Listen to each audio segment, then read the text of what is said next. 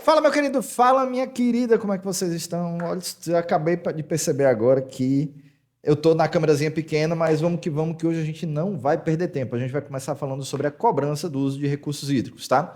Mas sabe o que é que não tem cobrança? O nosso canal. No nosso canal você só ajuda se você quiser. Escaneia o QR Code ali com a câmera do celular, não funciona com o aplicativo do banco, tá? Porque é uma intermediadora de pagamento. Ou no link aqui abaixo, através de doações via LivePix. Doações a partir de R$ 1, ou pode também considerar deixar um comentário, se inscrever, compartilhar o vídeo e ajudar o canal a continuar crescendo. Como sempre, eu agradeço demais ao apoio de todos vocês que permanecem aqui comigo, chova ou faça sol.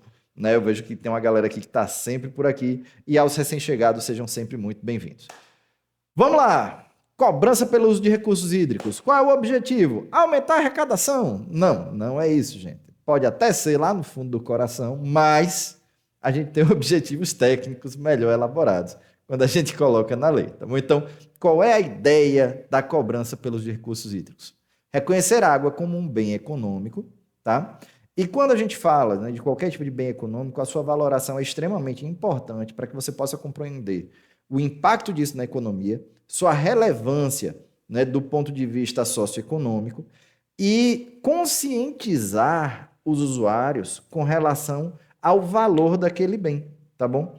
Porque quando a gente fala de bens econômicos, mas não valora, isso fica muito subjetivo na cabeça da maioria das pessoas. Tá? É importante que você tenha uma valoração mais objetiva. E aí isso vai dar ao usuário uma indicação do seu real valor. Quer dizer que o valor da água efetivo é aquele valor que é cobrado do usuário? Não. Principalmente porque em grandes usuários o valor é minorado ali, tá? O valor é bem menor do que o valor que você vai pagar no metro cúbico aí na sua casa. Então você paga proporcionalmente ao uso muito mais caro do que o grande usuário. No entanto, esse valor tem que ser definido de forma que nem seja barato demais para que o uso não seja racional, nem caro demais para impedir a ampliação, né, das atividades produtivas ou mesmo a manutenção das atividades produtivas. Então, não pode ser um custo que inviabilize a atividade econômica e prejudique o desenvolvimento nacional. Então, tenta-se encontrar ali um balanço ideal de qual o melhor valor, qual o melhor custo-benefício em termos de sistema de cobrança. Além disso, tem como objetivo incentivar a racionalização do uso da água, porque quando você está pagando a conta, você fecha a torneira. Se a água é de graça, você não se preocupa tanto com isso. E obter recursos financeiros para o financiamento dos programas e intervenções contemplados nos planos de recursos hídricos. Qual a ideia? Eu estou usando a água, então eu vou custear as ações de manutenção dos recursos hídricos na bacia hidrográfica que eu estou explorando. Por quê? Porque eu sou o maior beneficiado por isso. Eu, inclusive, como setor de usuário, estou representado dentro do comitê de bacias que vai tomar as decisões com relação às políticas, programas e ações de manutenção e recuperação de bacias, porque é uma instância participativa. Então, nada mais justo que eu ajude a custear, né? Aí a gente vai lá para aquele princípio, né, do usuário pagador.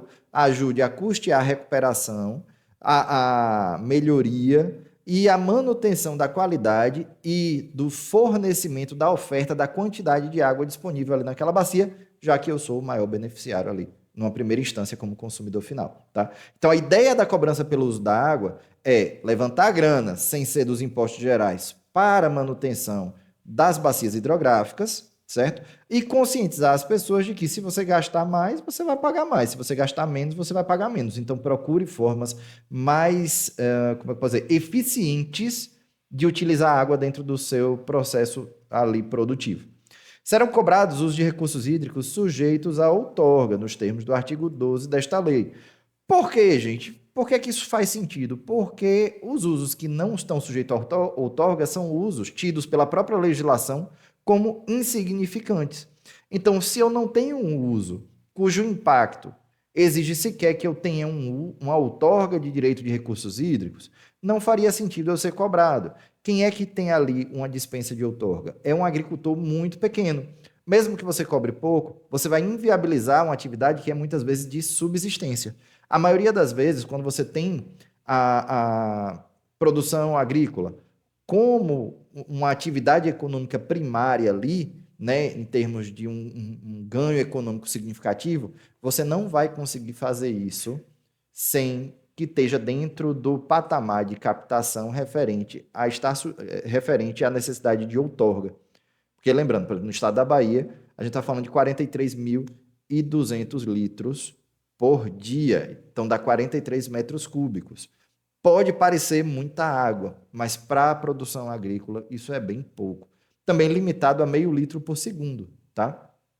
Então, não é uma questão aí de, não, então eu vou captar 43 mil litros com uma bomba gigantesca em uma hora. Não, você tem que ter ali, você tem duas travas ali com relação a quem está sujeito à dispensa de outorga, tá bom? Vamos lá, na fixação dos valores a serem cobrados pelos recursos hídricos devem ser observados, dentre outros, nas derivações, captações e extrações de água, o volume retirado e o seu regime de variação. Nos lançamentos de esgoto e demais resíduos líquidos ou gasosos, o volume lançado e seu regime de variação e as características físico-químicas, biológicas e de toxicidade do afluente. Então, você vai ter que ter ali um pagamento proporcional ao impacto causado pela sua atividade. Tá? Você não vai simplesmente chegar lá de qualquer jeito, vai fazer acontecer coisa. Não. Você vai fazer de forma que seja proporcional ao impacto que está sendo causado ali. Artigo 22. Os valores arrecadados com a cobrança pelo uso dos recursos hídricos serão aplicados prioritariamente, ou seja, não é exclusivo, na bacia hidrográfica em que foram gerados e serão utilizados. Então, eu posso utilizar em outra bacia? Pode. De acordo com o plano estadual de recursos hídricos, o plano nacional de recursos hídricos, você vai observar uma série de fatores. Mas, prioritariamente, vai ser aplicado na própria bacia, por quê? Porque foi gerado um passivo naquela bacia que originou a cobrança. Então, tem uma lógica muito mais sensata aplicar esse recurso para recuperar o dano que gerou, né, a sua arrecadação. No financiamento de estudos, né, serão utilizados no financiamento de estudos, programas, projetos e obras incluídos no plano de recursos hídricos, que, lembrando, é um plano de longo prazo, tá? Não é um plano para uma gestão, não é um plano para 2 anos, é um plano de longa duração, até porque muitas das ações de recuperação de recursos hídricos levam anos para se concretizarem, levam às vezes décadas para se concretizarem. Você recupera uma nascente hoje, ela só vai começar a verter de novo por muitas vezes daqui a 10, 12, 15 anos. Então não vou recuperar nascente nenhuma.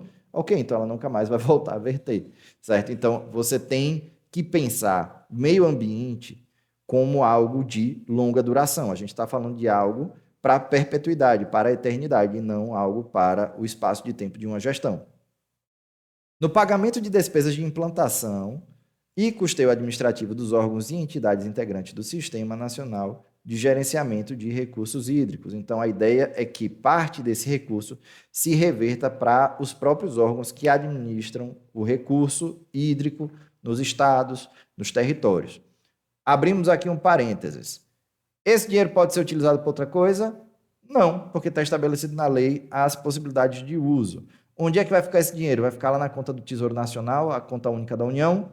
Não, isso vai ser, na verdade, né, geralmente repassado para os fundos de meio ambiente, para os fundos estaduais de recursos hídricos, que são responsáveis pela gestão do recurso hídrico nos territórios, nos estados, certo?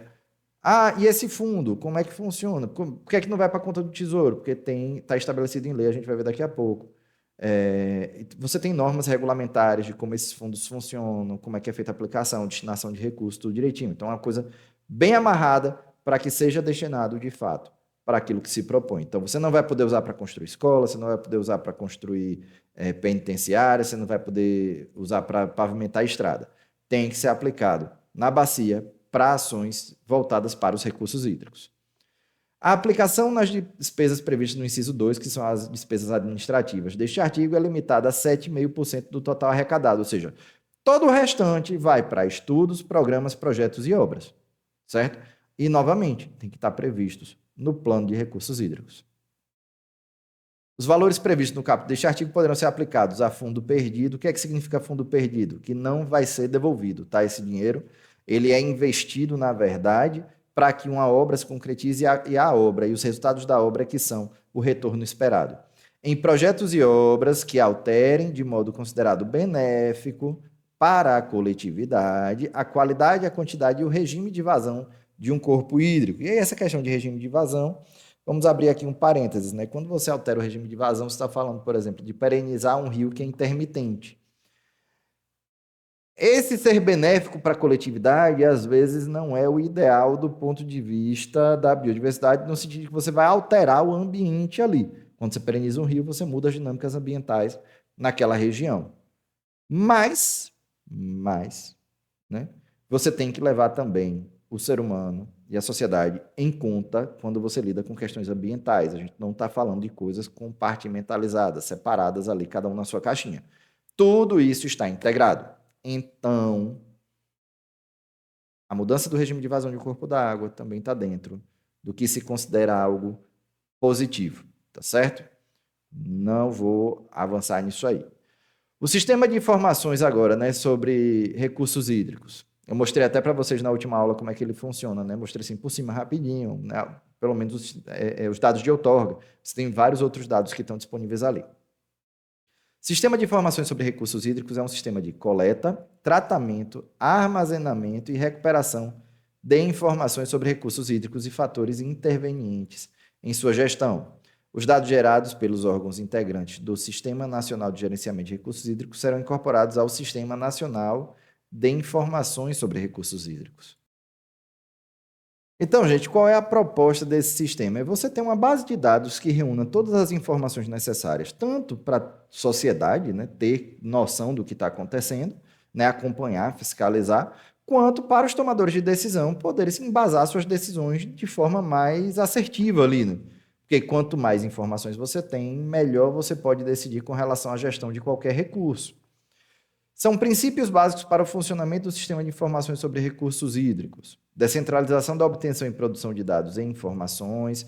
Então, geralmente, os comitês de bacia atuam nos seus territórios fazendo levantamentos, diagnósticos, monitoramento de recursos hídricos.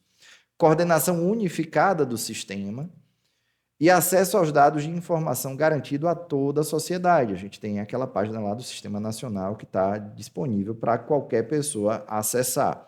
Quer dizer que todas as informações que o governo tem estão ali disponíveis? Não, porque existem dados sensíveis pela LGPD, né, a Lei Geral de Proteção de Dados. Mas aquilo que realmente importa do ponto de vista do conhecimento geral da sociedade vai estar ali disponível para consulta. E uma coisa interessante é o seguinte, que ele coloca aqui, né, até voltando, os dados gerados pelos órgãos integrantes serão incorporados a esse sistema e você vê que no Sistema Nacional não tem os dados, por exemplo, de outorga dos estados, porque existe uma assimetria, eu digo isso que eu já trabalhei com outros estados também, existe uma assimetria de informações entre as diferentes unidades aí da federação. O estado da Bahia, por exemplo, tem tudo isso sistematizado, tem inclusive o GeoBahia, que é uma plataforma de mapas, onde você tem uma série de informações geográficas e de gestão disponíveis ao público. Já outros estados não possuem essas informações de forma tão acessível, de tão fácil acesso online. Tá? E você depende de fazer solicitações formais no órgão, para o órgão tratar os dados, lhe mandar, e aí dificulta muito. Então, seria importante você ter um nivelamento de todos os dados, uma padronização da coleta de dados. O IBGE até tentou fazer isso através da INDE, né? Que é um nó de padrão de metadados de informações e tal. Mas até o momento você não tem uma central única que reúna todos os dados relativos aos recursos hídricos do país. São objetivos do Sistema Nacional de Informações sobre Recursos Hídricos: reunir, dar consistência, que seria essa questão de fazer uma consolidação e uma padronização dos dados e um tratamento dos dados obtidos, e divulgar os dados e informações sobre a situação qualitativa, e entra a questão de monitoramento de água, né? E quantitativa, para os monitoramentos dos volumes dos recursos hídricos no Brasil. Inclusive, o Brasil investiu muito em redes de monitoramento. Tá? Vários estados possuem redes bem abrangentes de monitoramento. Agora, essa informação, a disponibilidade dela nem sempre está aí, digamos, dentro de um nível ideal. Tá? Existem alguns estados que têm um déficit de informação. Com relação à parte climatológica, eu lembro que já está bem padronizado, porque as estações, inclusive, têm muitas que são de recuperação de dados automáticos, mas a questão de monitoramento de recursos hídricos tem estados que avançaram bem mais do que outros. Atualizar permanentemente as informações sobre disponibilidade e demanda de recursos hídricos em todo o território nacional, e por isso você tem estações, por exemplo, que coletam e fazem envios automáticos, tem algumas que você só faz plugar o equipamento, e todo esse material vem para você e você já faz o lançamento disso em plataformas específicas, tá? E fornecer subsídios para a elaboração dos planos de recursos hídricos. Para você fazer um plano de recursos hídricos, você tem que saber se sua bacia hidrográfica é deficitária, se ela tem excesso de água, você tem que saber qual é a cobertura do solo, você tem que saber a pluviosidade, você tem que saber as características de infiltração, se tem aquífero, como é que está o aquífero, enfim, você tem que saber tudo o que permeia a tomada de decisão para que você possa elaborar os programas necessários para a manutenção e melhoria da qualidade do recurso naquela bacia. Na implementação da Política Nacional de Recursos Hídricos, compete ao Poder Executivo Federal tomar as providências necessárias à implementação e ao funcionamento do Sistema Nacional de Gerenciamento de Recursos Hídricos, e a gente já viu, né, na aula passada que isso já existe, já está online há bastante tempo e tem bastante informação disponível ali centralizada. Outorgar os direitos de uso de recursos hídricos e regulamentar e fiscalizar os usos na sua esfera de competência, aqui a gente está falando das águas federais, tá? Então, cabe à ANA fazer isso, a ANA pode delegar isso, inclusive, pode delegar para os estados. Implantar e gerir o sistema de informações sobre recursos hídricos em âmbito nacional, está feito isso aí, está sendo mantido. Promover integração da gestão de recursos hídricos com a gestão ambiental. E aqui eu quero abrir um parênteses, tá? Não dá para falar de recurso hídrico sem falar de meio ambiente, certo? Não dá. Por quê? Porque quando você degrada o meio ambiente, automaticamente você tem um comprometimento da oferta de recursos hídricos, tá? Seja por uma sobreexplotação do recurso subterrâneo, seja por uma contaminação de um recurso hídrico superficial ou de um aquífero, seja por uma mudança na dinâmica hidrológica da bacia em razão da conversão da cobertura do solo. Você troca uma floresta por uma cidade, a dinâmica hidrológica naquele local vai mudar. Lugares que não inundavam passam a inundar, porque você impermeabilizou o solo, você reduziu a infiltração ali em potencial, você reduziu a interceptação vegetal e você vai gerar processos erosivos. Enfim, tudo que você fizer que transformar o meio ambiente na bacia hidrográfica vai ter consequências, maiores ou menores, mas vai ter, é inevitável. Tá? Então, você precisa integrar as políticas de meio ambiente com as políticas de recursos hídricos e a fiscalização ambiental tem que caminhar junto. Os comitês de bacias hidrográficas aqui no estado, por exemplo, acionam o órgão estadual, o INEMA, né, onde eu trabalho, com frequência com relação à fiscalização de desmatamento, de captações irregulares, de barragens de rios, tá? E tudo isso aí vai afetar as dinâmicas da bacia. Parágrafo único. O Poder Executivo Federal indicará, por decreto, a autoridade responsável pela efetivação de outorgas de direito de uso dos recursos hídricos sob domínio da União. Hoje, quem é responsável por isso aqui? A ANA. A ANA é quem faz a tomada de decisão com relação a outorgas federais. Na implantação da PNRH, cabe aos poderes executivos estaduais e do Distrito Federal, na sua esfera de competência, a outorga de direito do uso de recursos hídricos e regulamentar e fiscalizar os seus usos na esfera estadual, inclusive o uso irregular de recursos hídricos, né? A captação sem outorga, a intervenção em corpo hídrico sem outorga vai constituir infração administrativa ambiental. Realizar o controle técnico de obras de oferta hídrica, então fazer o acompanhamento desse tipo de atividade. Implantar, e não só o acompanhamento, né? O processo de licenciamento também vai ser feito pelo Poder Público Estadual. Barragens, por exemplo, são licenciadas e fiscalizadas pelos estados quando em rios estaduais. Implantar e gerir o sistema de informações sobre recursos hídricos em âmbito estadual e do Distrito Federal, nem todo estado tem isso aqui. E promover a integração da gestão de recursos hídricos também com a gestão ambiental. Na implementação da PNRH, os poderes executivos do Distrito Federal e dos municípios promoverão a integração das políticas locais de saneamento básico, de uso e ocupação do solo de uso, ocupação e conservação do solo, porque a gente vai incluir conservação aqui, né? Não é só uso e ocupação, as políticas de conservação também, e de meio ambiente com as políticas federais e estaduais de recursos hídricos. Quando a gente fala de zona urbana, quem regulamenta isso é o município, através de seu plano diretor, o famoso PDDU, e a lei orgânica do município. É fundamental que tudo isso esteja alinhado, até porque quem mais sofre com as catástrofes decorrentes de fenômenos extremos na área na área hidrológica, né, com fenômenos hidrológicos extremos, são as cidades, com as grandes enchentes e enxurradas, que derrubam casas, destroem prédios, afetam a vida das pessoas de formas múltiplas aí. E muitas vezes em virtude de uma gestão inadequada do uso e ocupação do solo, de uma falta de manutenção e planejamento de um sistema adequado de drenagem. Enfim, né, você tem vários países na Europa hoje que estão restaurando áreas naturais para reduzir a recorrência de eventos extremos como grandes enchentes e enxurradas. Tá? E vem surtindo efeito. Você teve e ainda tem em muitas cidades a retificação de corpos hídricos, que aumenta a velocidade ali de escoamento da água dentro daquele leito ali, que aumenta a chance de um extravasamento. Você tem recuperado nesses países, né, em várias cidades desses países europeus, na Ásia também já está se fazendo muito isso, recuperado os cursos naturais sinuosos, com obstáculos, né, com uma cobertura natural. Para quê? Para você permitir que essa água escoe e que a própria configuração do rio se encarregue de reduzir a energia dessa água conforme ela vai descendo. Então, a gente fez uma série de medidas para desenvolver a paisagem urbana, que na verdade contribuíram muito para um cenário catastrófico hoje que precisa ser revertido. Então, os municípios precisam integrar no seu PDDU, lá nos seus planejamentos de desenvolvimento urbano, regras relativas ao corpo hídrico dentro do perímetro do município, que permitam que você tenha uma melhor dinâmica hidrológica e uma redução com isso, né, dos eventos de catástrofe que acontecem hoje de forma, hoje não, né, há muito tempo de forma recorrente. Então, assim, ninguém pode dizer que não sabia, porque essas catástrofes já acontecem no Brasil há décadas, né? Só vem se agravando com o tempo.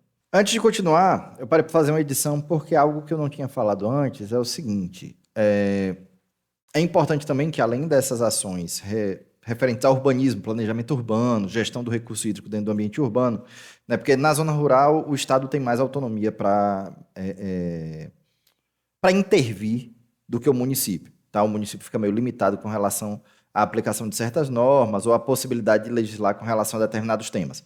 Mas dentro do perímetro urbano, é também importante que os sistemas de saneamento estejam funcionando plenamente. Por quê? Porque eu falei um pouco agora, né, sobre a questão da dinâmica hidrológica superficial ali, do escoamento, da drenagem, mas a gente tem também os problemas de contaminação. A gente quase sempre fala da quantidade e esquece de falar da qualidade do recurso hídrico, que vai ter impactos diretos na questão ambiental, na qualidade, né, ambiental das regiões e na biodiversidade também, porque você vai ter a possibilidade de que os níveis de poluição prejudiquem a biodiversidade, prejudiquem os ecossistemas, e, para além da dinâmica ecológica, problemas também referentes à saúde pública, com proliferação de vetores, com problemas de verminoses, com problemas de, enfim, da contaminação por patógenos, né?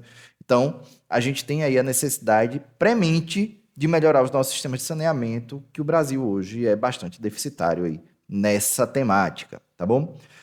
Gente, com relação ao Sistema Nacional de Gerenciamento de Recursos Hídricos, o que é esse Sistema Nacional? Ele vai ser o nosso Sistema das Águas.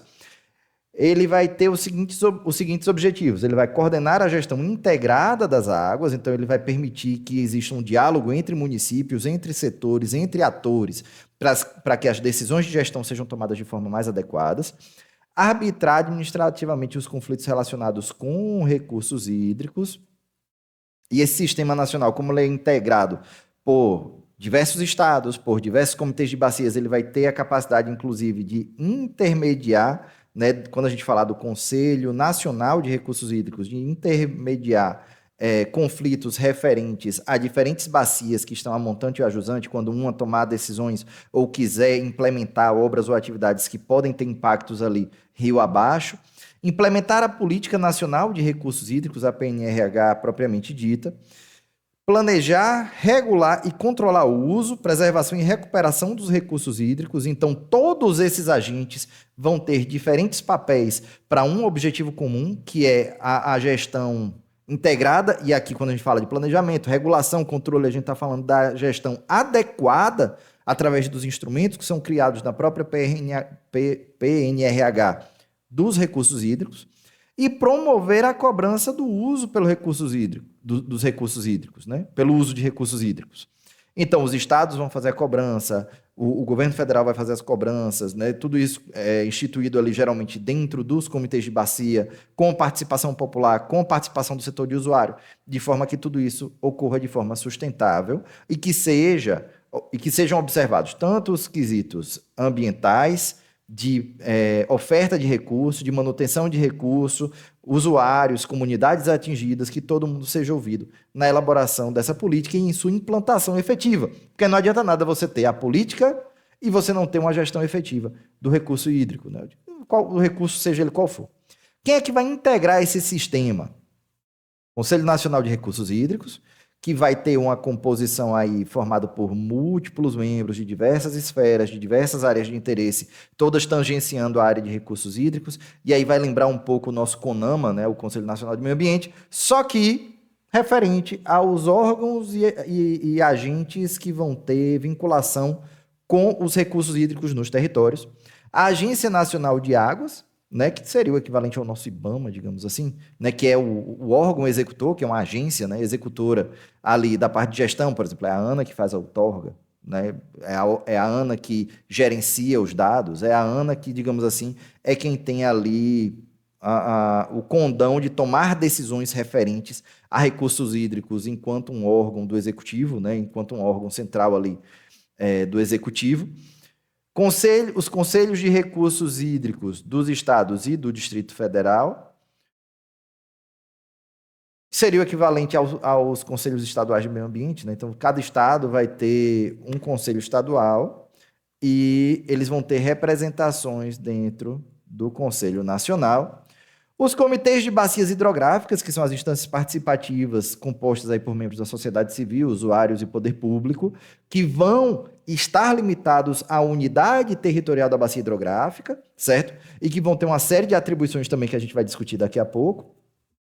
Mas eles geram informações, eles propõem ações, programas, obras, enfim, eles estão ali naquela gestão mais a nível local, realmente, né, dentro da bacia.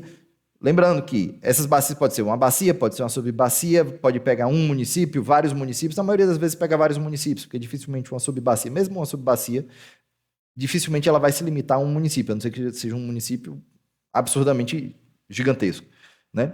Os órgãos dos poderes públicos, federal, estaduais, Distrito Federal e municipais, cujas competências se relacionem com a gestão de recursos hídricos. Aí você tem, por exemplo, às vezes, secretarias de meio ambiente que integram dentro da sua lei de criação ou dentro da sua estrutura administrativa as políticas de recursos hídricos do Estado. Então, cabe a eles participarem dentro desse sistema. Aliás, eles vão integrar, né? Participar não, porque aí vai ser dentro do Conselho, mas eles vão integrar o Sistema Nacional de Gerenciamento de Recursos Hídricos e as agências de água quando existirem, né? Tem muitos estados que não têm agência de água, por exemplo. O Conselho Nacional de Recursos Hídricos, como é a composição dele, né? O nosso CONAMA das águas, digamos assim. Representante dos Ministérios e Secretarias da Presidência da República, com atuação no gerenciamento e no uso de recursos hídricos. Então, tudo sempre vai ser aquilo que tangencia a temática, tá? Representantes indicados pelos conselhos estaduais, representantes dos usuários dos recursos hídricos, representantes das organizações civis de recursos hídricos, tá vendo? Tudo recursos hídricos no final. Então, tudo aquilo que antes dizia respeito ao meio ambiente, agora está dizendo respeito a recursos hídricos. O número de representantes do Poder Executivo Federal não poderá exceder metade mais um do total dos membros do Conselho Nacional de Recursos Hídricos. Isso para que não seja, digamos assim, para que você não tenha um predomínio muito diferenciado dos interesses da administração pública federal. Você precisa que os territórios estejam representados para que você tenha a heterogeneidade territorial do Brasil devidamente reconhecida e atendida dentro das ações. Eu acho até que eu já falei sobre isso no vídeo, porque agora eu estou editando, eu não lembro se ficou na parte que eu cortei ou se está na parte que ficou. Mas enfim, vai dar certo. Função disso é não permitir que a coisa seja imposta de baixo para cima, sem escutar os atores nos seus devidos territórios. Com relação ao Conselho Nacional de Recursos Hídricos, quais são as suas competências? Promover a articulação do planejamento de recursos hídricos com o planejamento nacional, regional, estadual e dos setores de usuários, certo? Então, a ideia é que você tenha uma integração e um alinhamento nessas diferentes esferas. Não dá para você ter o Plano Nacional de Recursos Hídricos falando A e os planos estaduais falando B, certo? Precisa haver um alinhamento, um entendimento, meio que um consenso em que direção seguir. Arbitrar, em última instância administrativa, os conflitos existentes entre conselhos estaduais de recursos hídricos, tá? Então, ele arbitra entre os conselhos, mas na frente a gente vai ver que os comitês vão arbitrar conflitos no território, certo? Então, você tem instâncias administrativas aí de níveis diferentes atuando na gestão. Deliberar sobre projetos de aproveitamento de recursos hídricos, cujas repercussões extrapolam o âmbito dos estados em que serão implantados. Gosto sempre de voltar para a Bacia do São Francisco, porque ela abrange vários municípios, né? O famoso Rio da Integração Nacional. O que acontece na cabeceira lá em Minas Gerais, em algum momento vai refletir na Foz lá em Alagoas, entre Alagoas e Sergipe.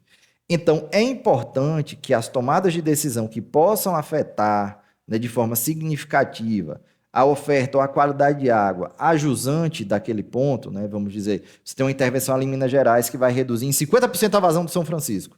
Você precisa que isso seja analisado de forma integrada para que não atinja ali os outros territórios hidrológicos que estão ali abaixo, né? Então você precisa que tudo isso seja levado em consideração. Porque Alagoas e Sergipe não podem tomar decisões com relação à cabeceira do São Francisco no território de Minas Gerais. Cada estado só pode agir e deliberar sobre o seu próprio território. Eles são autônomos entre si. Então vai caber aí ao Conselho Nacional agir nesses momentos. Deliberar sobre as questões que lhe tenham sido encaminhadas pelos Conselhos Estaduais de Recursos Hídricos, que têm representação inclusive no Conselho, e pelos comitês de bacias hidrográficas, que apesar de na lei não ter cadeira específica, podem também compor esse Conselho Nacional. Analisar propostas de alteração da legislação pertinente a recursos hídricos e à Política Nacional de Recursos Hídricos. Então, quando for algo que tangencia o tema, essas propostas de lei podem ser submetidas a uma análise, e aí o Conselho pode emitir posicionamento, parecer, manifestações, mas ele, pelo menos não localizei em nenhum lugar da norma, ele não tem, aqui pela PNRH, tá? A autonomia de legislar, né, de normatizar o tema, como o CONAMA tem. O CONAMA normatiza com força de lei através de suas resoluções. Por exemplo, resolução CONAMA é uma resolução, mas tem força de lei, você tem que seguir. Se você está num órgão ambiental estadual, você tem que seguir as resoluções do CONAMA, você não pode ir contra, entendeu? Só que são leis, né, normativas de caráter mais técnico. Estabelecer diretrizes complementares para a implementação da Política Nacional de Recursos Hídricos, a aplicação de seus instrumentos e a atuação do Sistema Nacional de Gerenciamento de Recursos Hídricos. E aprovar propostas de instituição de comitês de bacias hidrográficas e estabelecer critérios gerais para a elaboração de seus regimentos. Então, é o Conselho Nacional quem vai aprovar a subdivisão territorial em bacias, certo? Então, suponhamos, você já tem, né, X comitês de bacias hidrográficas. Caso você queira criar um novo comitê, né, que aí pode ser por uma bacia ou por uma subbacia que ainda não tem, porque existem bacias e subbacias que não têm comitê ainda criado, você precisa passar por esse conselho aqui. Acompanhar a execução e aprovar o Plano Nacional de Recursos Hídricos e determinar as providências necessárias para o cumprimento de suas metas. Então, aqui, basicamente, o que é que você vai ter? A determinação das linhas de ação necessárias, tá? Porque, assim, você vai ter, no Plano Nacional, algo mais abrangente. Então, você vai precisar delinear planos de ação mais específicos para que você possa executá-los. Estabelecer critérios gerais para a outorga de direito de uso de recursos hídricos e para a cobrança por seu uso.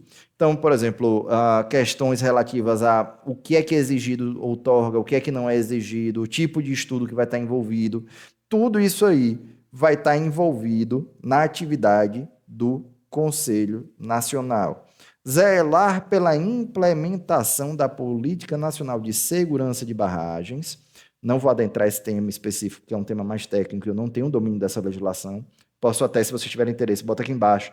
Eu posso estudar para trazer. Não é um tema comum em concursos da nossa área, mas se vocês tiverem interesse, em outro momento eu posso até estudar isso aqui para tentar trazer para vocês algo mais aprofundado.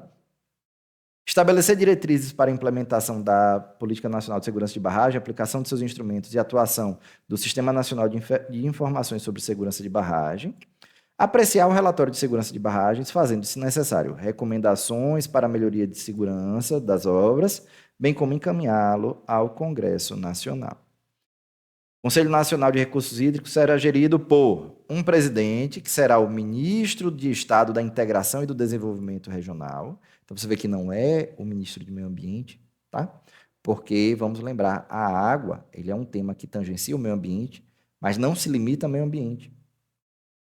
A água é um tema transversal, que afeta a economia, afeta aspectos sociais, afeta a saúde, afeta o meio ambiente, afeta tudo.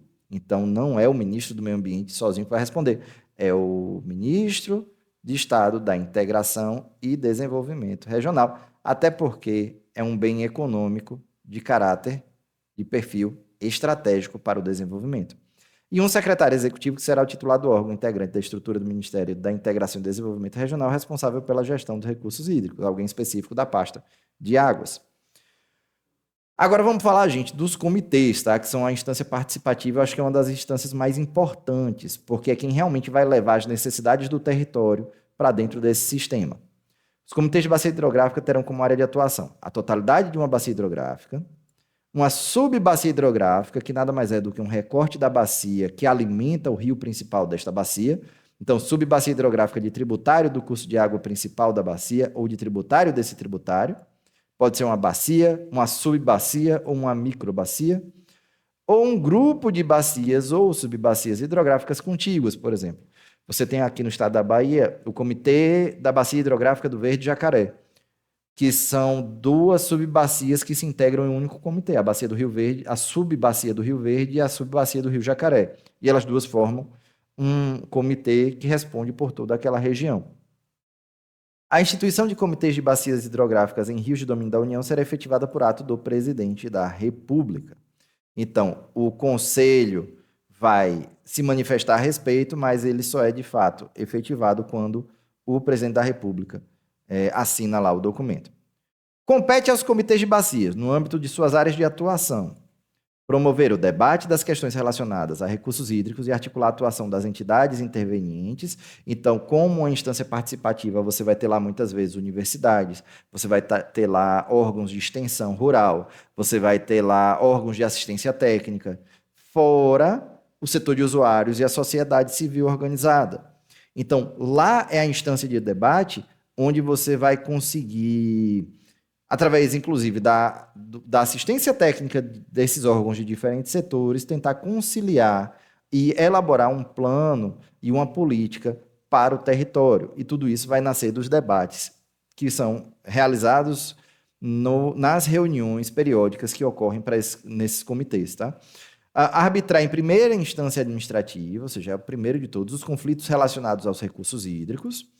Aprovar o plano de recurso hídrico da bacia, então ele não elabora, ele aprova. É como, por exemplo, os planos de manejo de unidade de conservação. A unidade de conservação não elabora o seu próprio plano de manejo. Geralmente é feita uma contratação de empresas especializadas para a realização de estudos. Como é que se chama, gente? Como é? Eita, que envolve várias áreas, está fugindo, o cansaço está batendo já. Que envolve várias áreas do conhecimento, meu Deus do céu. Multidisciplinar, né? Você vai fazer estudos multidisciplinares, vai reunir tudo isso aí e consolidar um documento final, que vai ser o plano de recursos hídricos da bacia, que tem que passar pela aprovação do comitê. Acompanhar a execução do plano de recursos hídricos da bacia e sugerir providências necessárias ao cumprimento de suas metas, algo similar ao que o Conselho Nacional faz com o Plano Nacional de Recursos Hídricos.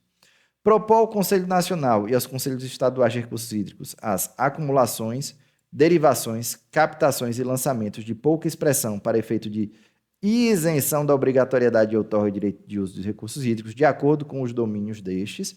Por quê? Porque, a depender da bacia, você vai ter diferentes características.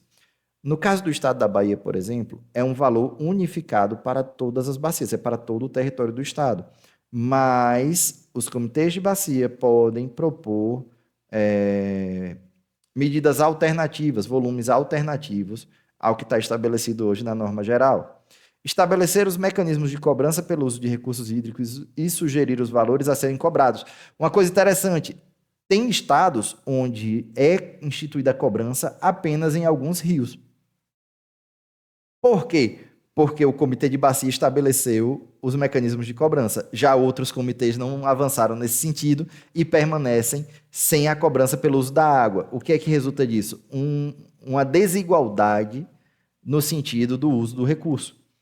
Porque para quem continua sem a cobrança é muito mais vantajoso, então, produzir de forma irracional, de forma a sobreexplotar aquele recurso. E estabelecer critérios e promover o rateio de custo das obras de uso múltiplo, de interesse comum ou coletivo. O que são essas obras de uso múltiplo? São aquelas que vão atender tanto à coletividade quanto aos interesses privados. E aí você pode ter o Comitê de Bacias agindo meio que no sentido de promover PPPs, né? Participações público-privadas.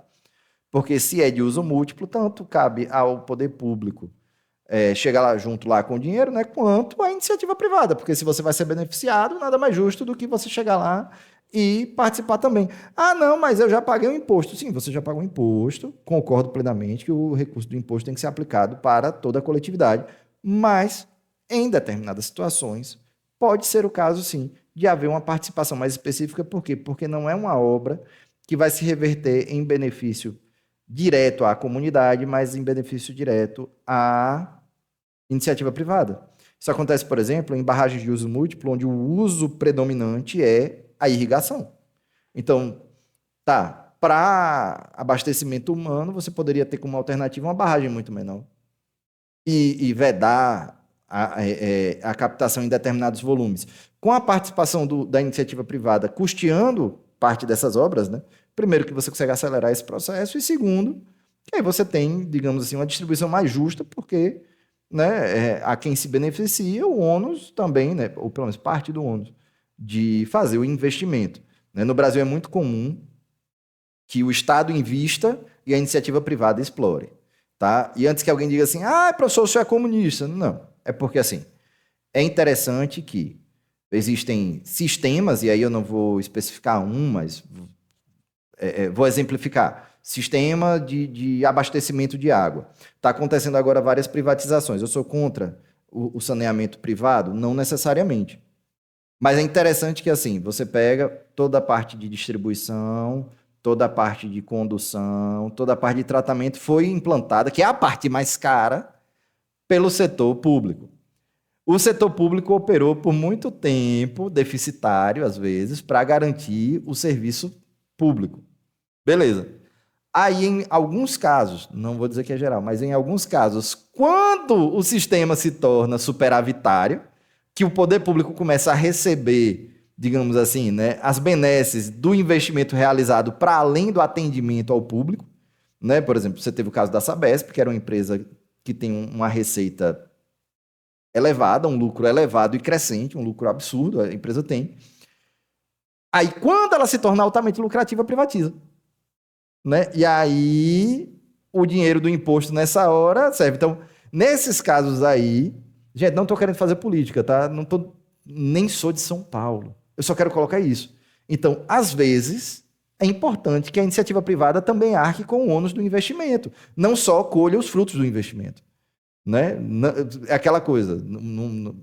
Eu não me sinto confortável em só nós pagarmos e a iniciativa privada ganhar.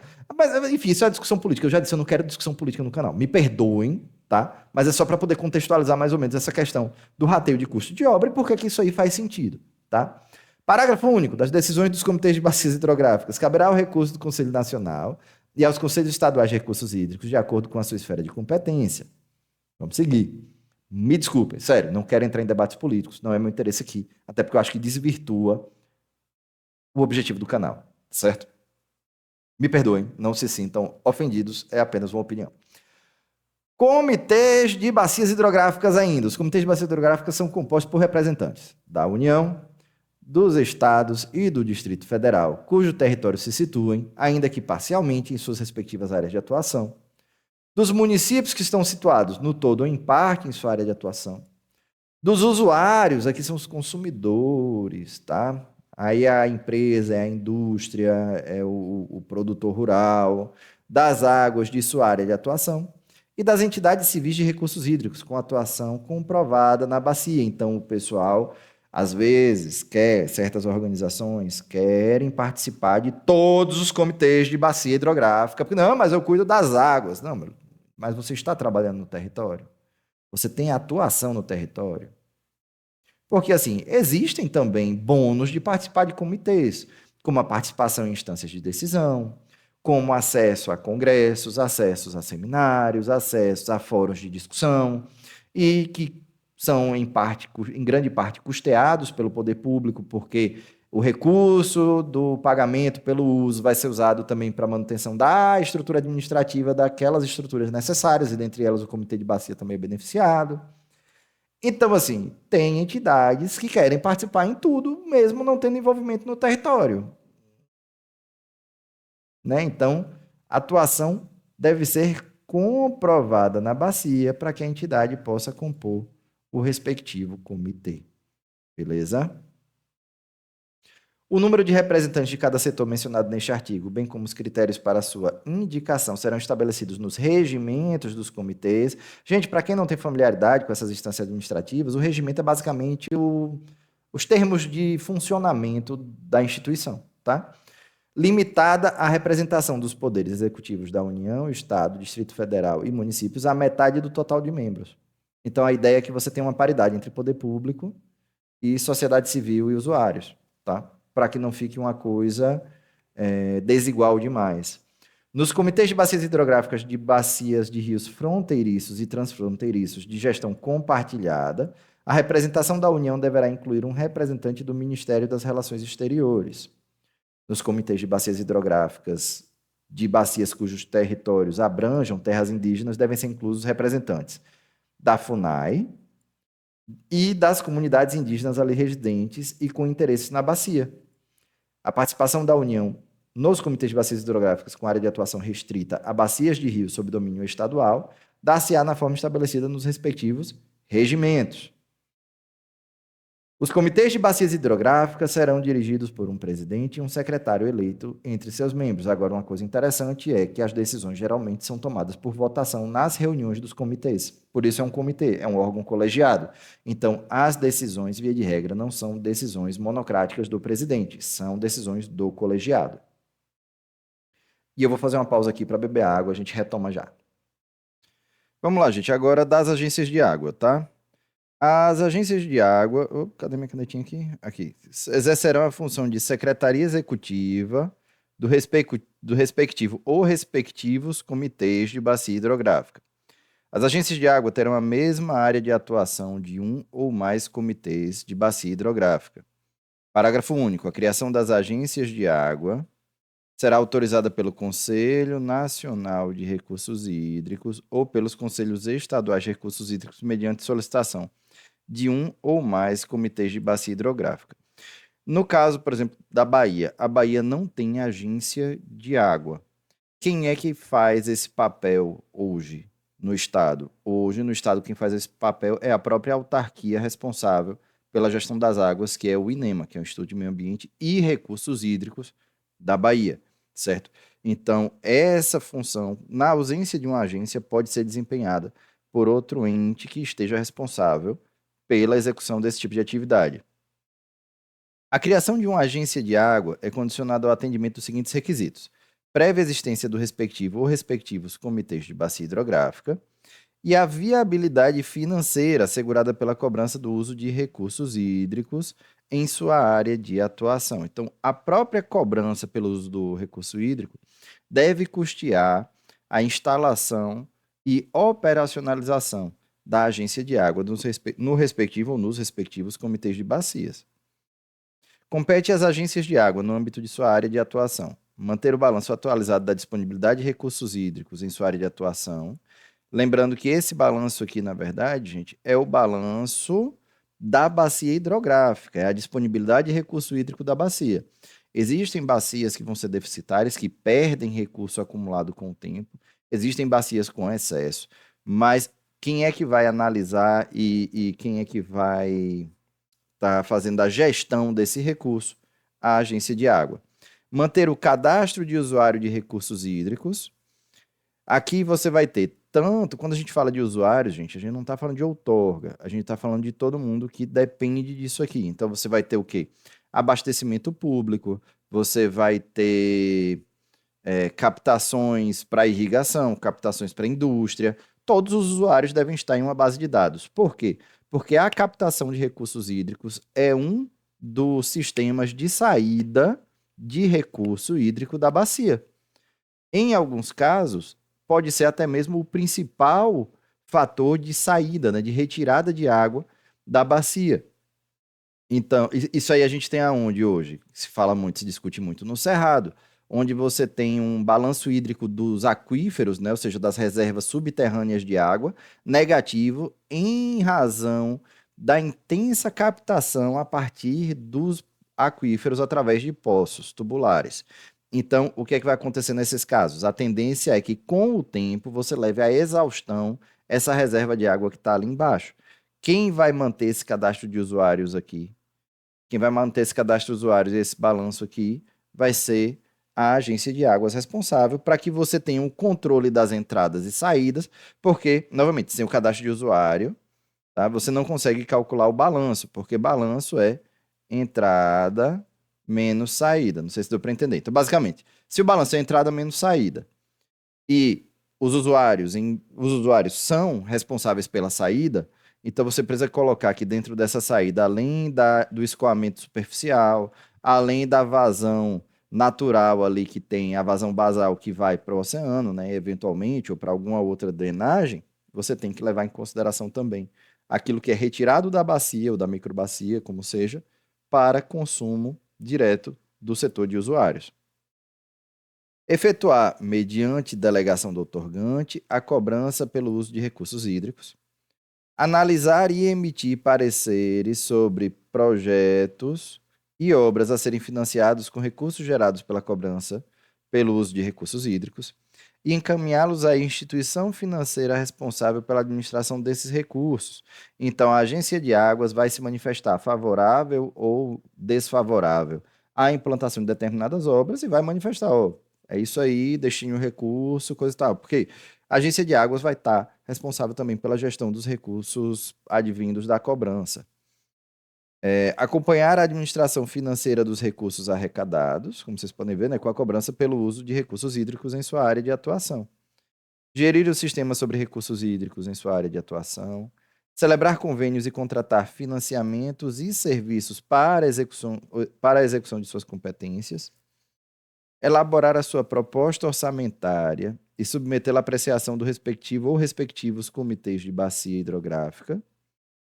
Promover os estudos necessários para a gestão dos recursos hídricos em sua área de atuação. Esses estudos aqui muitas vezes envolvem estudos geológicos, envolvem estudos climatológicos, envolvem estudos hidrológicos, envolvem estudos geológicos. Tudo isso aqui custa muito caro, tá? Porque você precisa de uma série de informações para fazer a gestão adequada do recurso hídrico. Professor, mas tudo isso aí vai afetar? Sim, tudo isso aí vai afetar. Vamos lá, dados climatológicos, temperatura, umidade, pluviosidade. A gente está falando de dados relativos ali à condição de clima, que vai favorecer mais ou menos chuva, que é o fator principal de entrada de recurso e massa, né, de energia e massa dentro da bacia hidrográfica. Beleza? Beleza. Dados geológicos, qual é o tipo de solo, qual é o tipo de rocha, quais são os tipos de aquífero que estão ali, quais são as áreas de recarga, aí também estudos pedológicos, né, nesse sentido. Aí você vai ter estudos hidrológicos, como é que está a vazão, quais são, tipo assim, qual é o coeficiente de escoamento superficial da bacia, né? O geral, fazer uma análise do uso e ocupação do solo. Você vai somando essas coisas, entendeu? Para você conseguir ter um diagnóstico total da condição da bacia e poder tomar decisões. Então, esses estudos aqui vão ser elaborados, supervisionados aí pela agência de águas. Elaborar, tanto que você vê, promover, não é executar, né? Não é realizar os estudos, mas promover a realização desses estudos. Elaborar o plano de recursos hídricos para apreciação do respectivo comitê de bacias hidrográficas. E isso aqui, eu acho que eu já falei agora há pouco, mas eu vou falar de novo. Isso aqui geralmente é contratado, você contrata empresas especializadas, a agência geralmente apoia a elaboração do plano. Por quê? Porque esse tipo de plano, ele exige uma multidisciplinaridade que, por vezes, os entes públicos não detêm dentro do seu quadro funcional. Ah, professor, mas tem concurso? Sim, tem. Mas às vezes você não tem naquele momento, né, no tempo, naquele momento, recorte específico de tempo, a disponibilidade dessas pessoas. Vou dar um exemplo. Você pode não ter um geólogo no quadro. Ah, mas teve um concurso, sim, mas as pessoas saem, as pessoas se aposentam, por incrível que pareça, as pessoas saem do serviço público, né? Principalmente mediante boas ofertas da iniciativa privada. Então, existe uma evasão em alguns quadros do serviço público e, por vezes, você pode estar desprovido de gente. Então, você acaba precisando contratar empresas especializadas e a agência age em conjunto com essas empresas para a elaboração desse plano. E essa elaboração pode ser direta ou indireta, né? Você pode simplesmente pagar a empresa elaborar, você pegar e levar lá para o comitê também, né? Mas, via de regra, a agência participa. Propor ao respectivo ou respectivos comitês de bacia hidrográfica o enquadramento dos corpos de água nas classes de uso para encaminhamento ao respectivo Conselho Nacional ou Conselhos Estaduais de Recursos Hídricos, de acordo com o domínio destes. Isso aqui vai ser enquadrado conforme aquela resolução CONAMA que eu falei agora há pouco. Foi na aula passada. Acho que foi agora há pouco. E outra coisa também, isso aqui geralmente vem contido também dentro dos planos de recursos hídricos. Os valores a serem cobrados pelo uso de recursos hídricos, o plano de aplicação dos recursos arrecadados com a cobrança pelo uso de recursos hídricos tem que estar no plano de recursos hídricos, isso aqui. O rateio de custo das obras de uso múltiplo, de interesse comum ou coletivo. Esse rateio, ele tanto pode ser, por exemplo, pode ser Estado e governo federal entrando em conjunto. Pode acontecer. Eu conheço casos, não para água, tá? Mas eu conheço ações em que o governo federal financiava uma parte das obras de saneamento, por exemplo, e o Estado entrava com outra parte. Isso foi para a parte de lixões, houveram convênios realizados com a. Eu não me lembro agora se foi com a Agência Nacional de Saúde, não lembro agora com quem foi, no estado de Sergipe. E você tinha recursos federais, recursos estaduais, tipo assim, era um negócio, né, um arranjo de parcerias públicas ali para poder ter a implantação dessas estruturas. Então, você pode ter rateios entre as diferentes esferas da administração, você pode ter rateio também com a iniciativa privada a partir de PPPs e buscar formas de fazer com que essas obras aconteçam. Da Secretaria Executiva do Conselho Nacional de Recursos Hídricos. A Secretaria Executiva do Conselho Nacional de Recursos Hídricos será exercida pelo órgão integrante da estrutura do Ministério da Integração e do Desenvolvimento Regional, responsável pela gestão de recursos hídricos.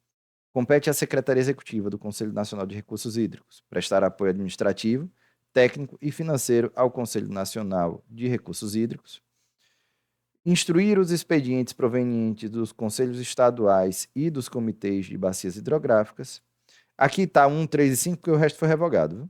Elaborar seu programa de trabalho e respectiva proposta orçamentária anual e submetê-los à aprovação do CNRH. Vou falar CNRH, que eu já falei demais, eu estou em tempo de morder a língua. São consideradas para os agora sim, né, agora das organizações civis de recursos hídricos, né, que também compõem o conselho. São consideradas para os efeitos desta lei organizações civis de recursos hídricos, consórcio e associações intermunicipais de bacias hidrográficas, associações regionais, locais ou setoriais de usuários de recursos hídricos. Aqui você tem, por exemplo, associações de irrigantes, para dar um exemplo. Né? Você tem a AIBA, que é a Associação dos Irrigantes do Estado da Bahia, que é a associação representativa dos usuários. Né? Então, isso aqui só para dar um exemplo de instituição que pode agir nesse quesito aqui. Organizações técnicas e de ensino e pesquisa com interesse nas áreas de recursos hídricos, adivinhe? Universidades, institutos federais, organizações não governamentais com objetivo de defesa de interesse difuso e da coletividade, as famosas ONGs, né? ONGs e OCIPs, né? Outras organizações reconhecidas pelo Conselho Nacional ou pelos Conselhos Estaduais de Recursos Hídricos.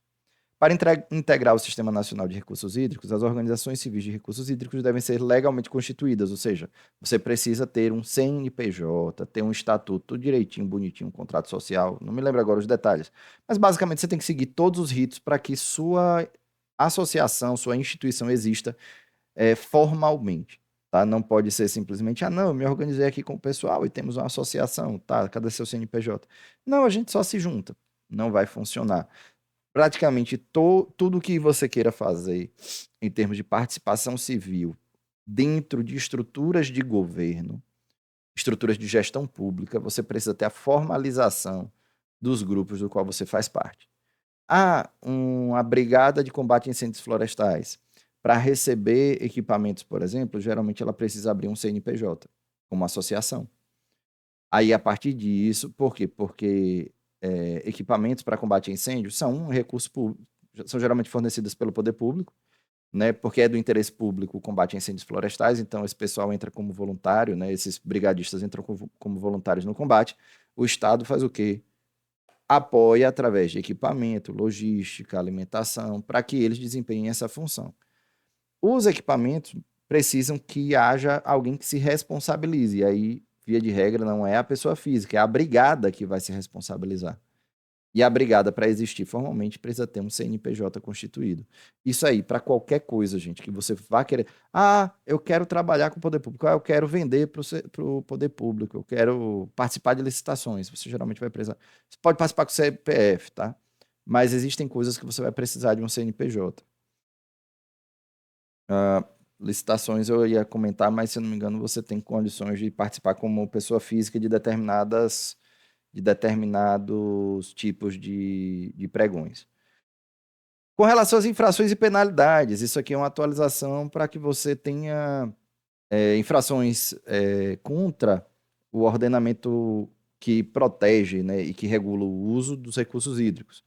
Então, constitui infração das normas de utilização de recursos hídricos superficiais ou subterrâneos. Utilizar recurso hídrico para qualquer finalidade sem a respectiva o quê, gente? Outorga de direito de uso, quando exigível, porque tem os casos que não são passíveis de outorga. Iniciar a implantação ou implantar empreendimento relacionado com a derivação ou com a utilização de recursos hídricos superficiais ou subterrâneos que implique alterações do regime, da quantidade ou qualidade dos mesmos sem autorização dos órgãos ou entidades competentes.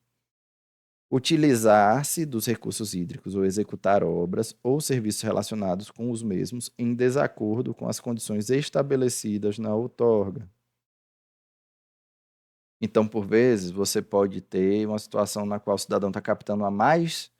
Está captando a menos. Não vai ser um problema. Agora, captando a mais, você vai ter um problema. Ou você é para captar no rio A, você está captando no rio B. Ou você tem uma autorização para captar para irrigação. Isso aí eu já vi acontecer. Ao invés de você captar para irrigação, você está fazendo uma transposição do recurso hídrico. Você está captando em um rio para jogar em outro para encher uma barragem sua. Então você está aí mexendo com algo que não está dentro do que estava previsto na sua outorga. Perfurar poços para extração de água subterrânea ou operá-los sem a devida autorização. Fraudar as medidas de volume de água utilizados ou declarar valores diferentes dos medidos. Infringir normas estabelecidas no regulamento desta lei e nos regulamentos administrativos, compreendendo instruções e procedimentos fixados pelos órgãos ou entidades competentes. Obstar ou dificultar a ação fiscalizadora das autoridades competentes no exercício de suas funções. Então, tudo isso aqui vão ser constituídas penalidades para essas condutas. Das infrações e penalidades ainda, por infração de qualquer disposição legal ou regulamentar referente à execução de obras e serviços hidráulicos, achei minha canetinha, derivação ou utilização dos recursos hídricos ou pelo não atendimento das solicitações feitas, o infrator a critério da autoridade competente ficará sujeito às seguintes penalidades, independentemente de sua ordem e enumeração, ou seja, a autoridade competente vai julgar qual a penalidade mais adequada conforme o tipo de conduta, respeitando todos aqueles princípios e regras do processo sancionador ambiental na esfera federal. Porque, na verdade, isso aqui vai ser vai ser apenas uma ampliação das condutas que constituem infração, que vão ser regulamentadas lá por aquele processo sancionador que a gente estudou, tá? Advertência por escrito, na qual serão estabelecidos prazos para a correção das irregularidades. Multa simples ou diária, proporcional à gravidade da infração, de R$ 100 a 50 milhões de reais. Embargo provisório por prazo determinado para execução de serviços e obras necessários ao efetivo cumprimento das condições de outorga ou para o cumprimento de normas referentes ao uso, controle, conservação e proteção dos recursos hídricos. O embargo definitivo, com revogação da outorga, tá?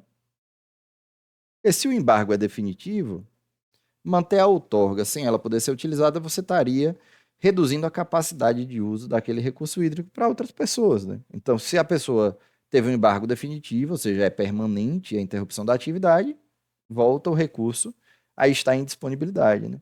Se for o caso, para repor incontinente, no seu antigo estado, os recursos hídricos, leitos e margens, nos termos do artigo 58 e 59 do Código de Águas, ou tamponar os poços de extração de água subterrânea.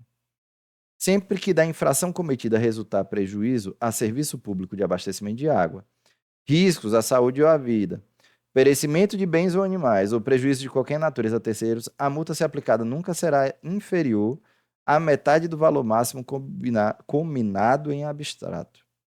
Então, você nunca vai aplicar a multa mínima se houve danos concretos a terceiros ou a riscos à saúde ou perecimento de bens ou animais.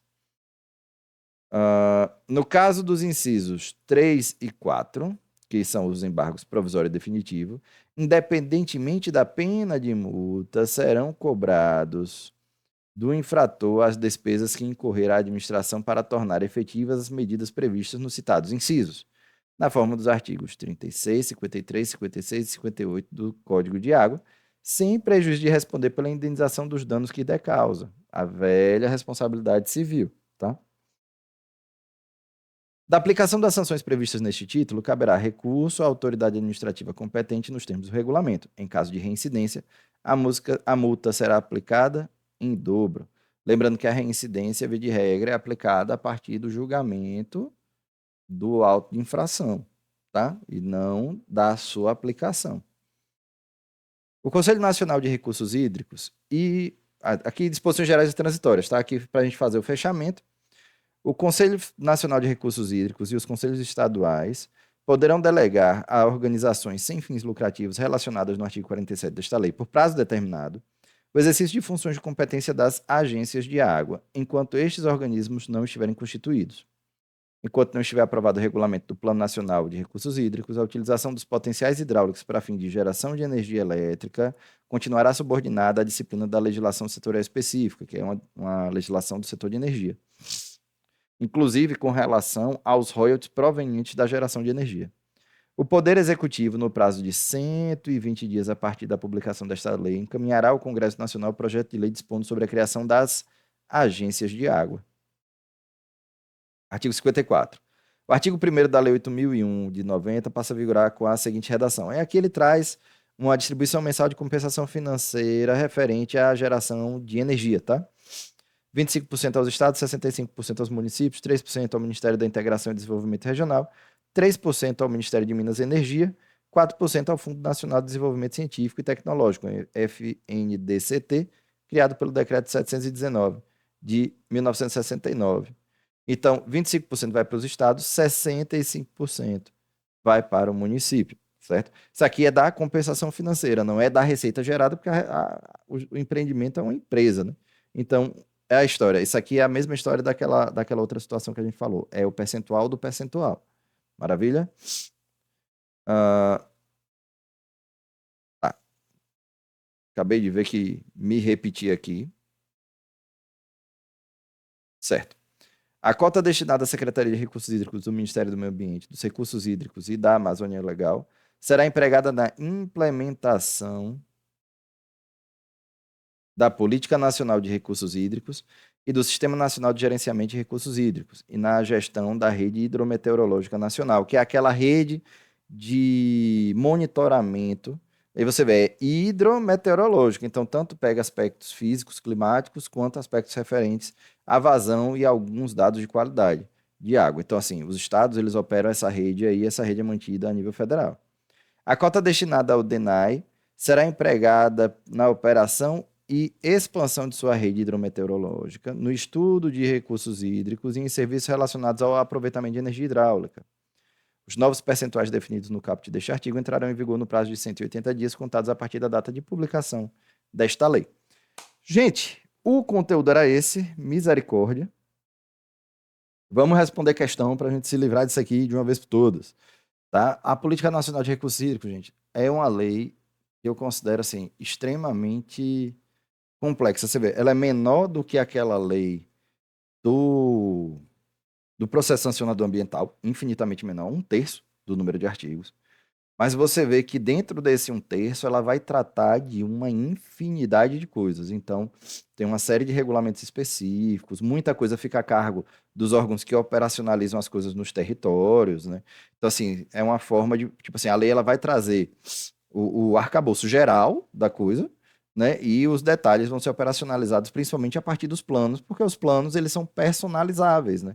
De acordo com o território, com a identidade da população que está ali sendo afetada, sendo alcançada por aquelas ações.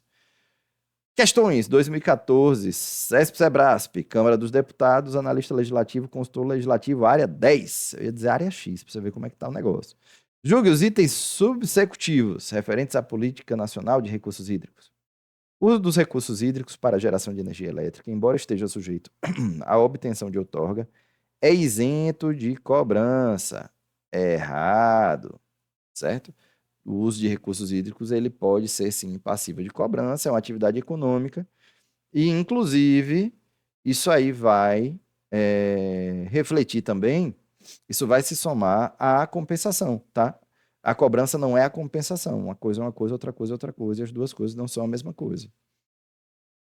2023, banca INQC, CONDEP do Rio de Janeiro, engenheiro sanitarista. De acordo com as diretrizes gerais de ação da Política Nacional de Recursos Hídricos, pode-se afirmar que a gestão de recursos hídricos precisa ter uma articulação com a do uso do solo. Sim. É obrigatória a gestão sistemática dos recursos hídricos somente em água de classe 2? Não. Não há necessidade da integração da gestão de recursos hídricos com a gestão ambiental? De forma alguma. Sem meio ambiente não tem água, né? Aquele lembrete de sempre. Precisa-se analisar a bacia hidrográfica como um sistema separado de gestão de recursos hídricos. Aqui é onde mata. Não. Um sistema integrado de gestão de recursos hídricos. Ano 2018, FCC, Câmara Legislativa do Distrito Federal, Consultor Legislativo Meio Ambiente. A PNRH baseia-se nos seguintes fundamentos. Artigo 1º e incisos da lei número tal. A água é um bem de domínio privado. Aqui já está errado porque ela é de domínio público, mas submetida à concessão pública. É outorga de direito de uso. Pode-se dizer, mas é uma outorga de direito, né? Não é bem uma concessão. Acho que a natureza jurídica é diferente, mas eu não vou entrar nesse mérito porque eu não sou advogado. E bem de domínio público nos casos de mata territorial e nos casos de rios e lagos que perpassem mais de um estado da federação. Que bem equivocado. Em situações de escassez, o uso prioritário de recursos hídricos é o consumo humano e a dessedentação de animais. Certa resposta. Vamos ver o restante? A água é um recurso natural ilimitado, já está errado. Ela, quanto recurso, ela é limitada, né? Porque a maior parte da água não é aproveitável ou passível de extração. Dotar de valor econômico, tá certo? Mas sendo vedada a exploração econômica sem concessão ou permissão dos órgãos ambientais competentes. Está corretíssimo se não fosse esse limitado aqui. A gestão dos recursos hídricos deve proporcionar, sempre que possível, o uso exclusivo e individual, não usos múltiplos. Quanto mais usos forem alcançados, melhor, porque você vai conseguir conciliar todos os segmentos ali que dependem desse recurso. A gestão dos recursos hídricos deve ser centralizada, já está errado aqui, porque precisa ser descentralizada e territorializada nas bacias, sendo permitida somente nas hipóteses previstas na lei de recursos hídricos, na PNRH, a participação do poder público, dos usuários e das comunidades locais em questões referentes ao uso econômico das águas. 2016, banca BioRio, Prefeitura de Mangaratiba. Agente de Fiscalização Ambiental. Avalie se a Política Nacional de Recursos Hídricos baseia-se, entre outros, nos seguintes fundamentos. A água é um bem de domínio público, certo. Recurso limitado, dotado de valor econômico, certo. Em situação de escassez, uso prioritário é o consumo humano dessa detação animal, certo. A gestão dos recursos hídricos deve sempre proporcionar o uso múltiplo das águas, certo. 1, 2, 3 e 4. Vamos lá, gente. Eu vou explicar essa aqui. Vou dizer a vocês que estou editando nesse momento porque eu me atrapalhei aqui na explicação para vocês. Por que é que eu estou falando isso? Para vocês verem que o professor também erra, tá?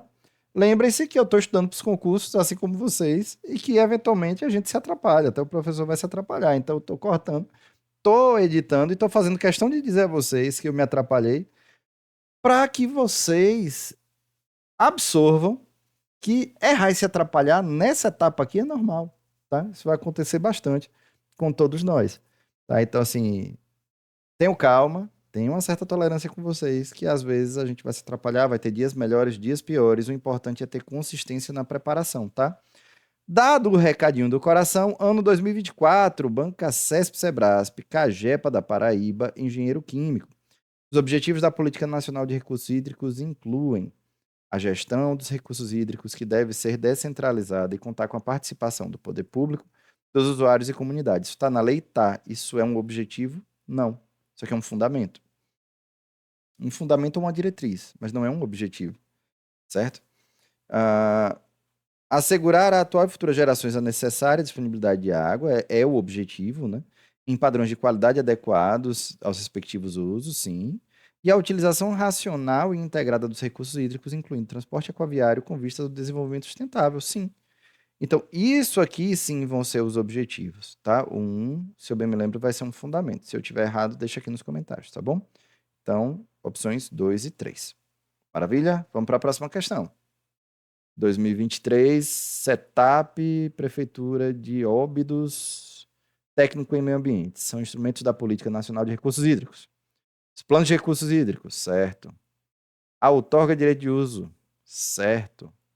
A cobrança pelo uso dos recursos hídricos, certo. E o sistema de informações sobre recursos hídricos, novamente, todos corretos. Rapaz, essas bancas estão as mães, viu? E, gente, era isso. Olha só que maravilha. Olha, uma lei dessa, robusta, complexa, mas que você consegue em 2 aulas, gente. Dá uma lida completa, dá aquela revisada bacana, ficar pronto, afiado para a prova. Olha só que maravilha. Gente, era isso que eu tinha para tratar com vocês hoje. Agradeço a todos vocês que conseguiram ficar até aqui. A aulinha cansativa essa de hoje, eu achei mais cansativa do que a anterior, porque a primeira parte era toda técnica, essa segunda parte que era toda burocrática. Aí essa parte burocrática me mata. Mas é isso aí. Foi um prazer estar com vocês aqui. Espero que todos vocês estejam bem, fiquem bem. Espero que tenham gostado da aula. Se tiverem críticas ou comentários, deixa aqui. Se tiver alguma sugestão, deixa aqui também nos comentários. Se tiver perguntas, deixa aqui nos comentários. E eu vou sempre estar tentando responder, tá? Desejo a todos vocês bons estudos, boa preparação. Para o pessoal da Polícia Civil, a prova está chegando. Mantenham a calma que vai dar tempo de estudar. Não vou conseguir trazer tudo que eu queria para vocês, mas vou tentar, pelo menos, ir aí segurando a mão de vocês até a véspera da prova, tá bom? Um grande abraço para todos vocês, fiquem bem, cuidem da saúde, não esqueçam de descansar, porque a sobrecarga mental atrapalha o desempenho da gente também, tá bom? Grande abraço, fiquem bem e vejo vocês na próxima aula. Até lá.